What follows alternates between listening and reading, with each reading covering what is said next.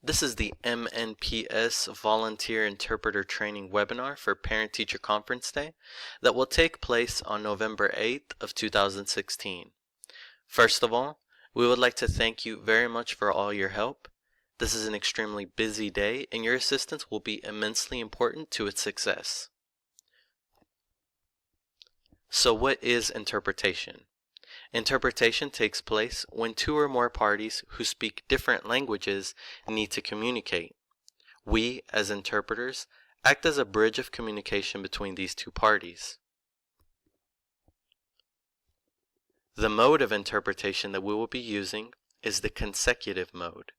This takes place when the speaker says 2 to 3 sentences, pauses, allows for interpretation, and then continues to speak.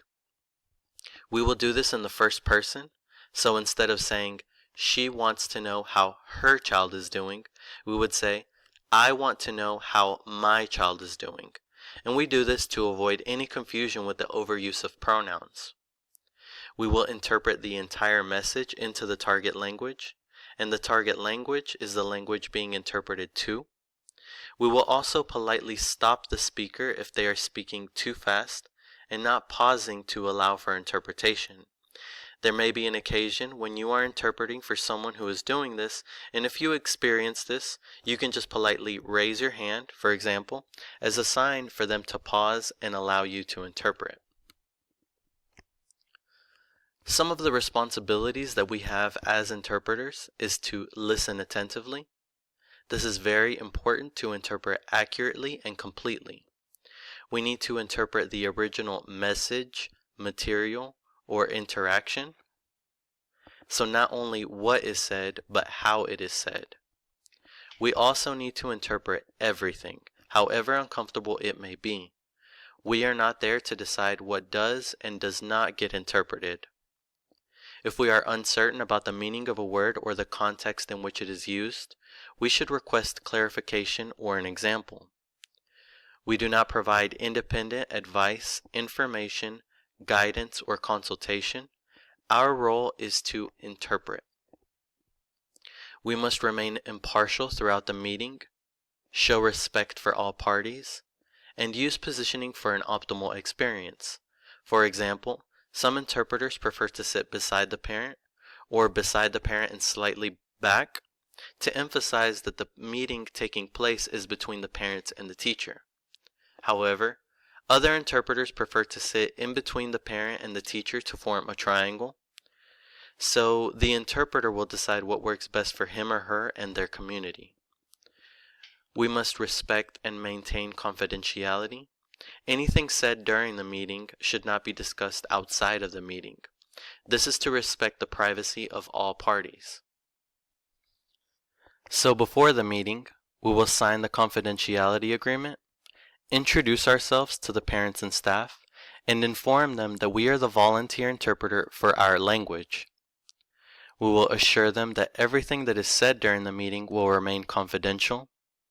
We will inform them how we will be interpreting, which will be consecutively, and that we will be speaking in the first person. We will let them know that we will be interpreting everything, so if they do not want something interpreted, it's best not to say it during the meeting. We will also let them know that they should feel free to ask any questions about anything that has been interpreted, such as terminology, for example. If they do have any questions, we, as interpreters, must relay the question to the teachers or staff. During the meeting, we will allow 2 to 3 sentences to be spoken, and keep in mind that these 2 to 3 sentences are a rule of thumb.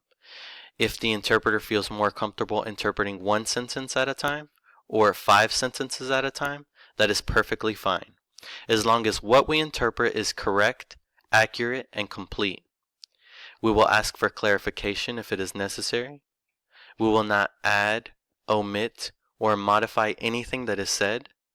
We will not provide guidance or advice, however well-intentioned it may be, and we will always remain impartial.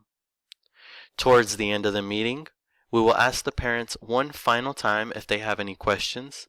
There are occasions when parents are very hesitant to ask questions, so we want to encourage them to ask these questions for them to leave the meeting without any doubts.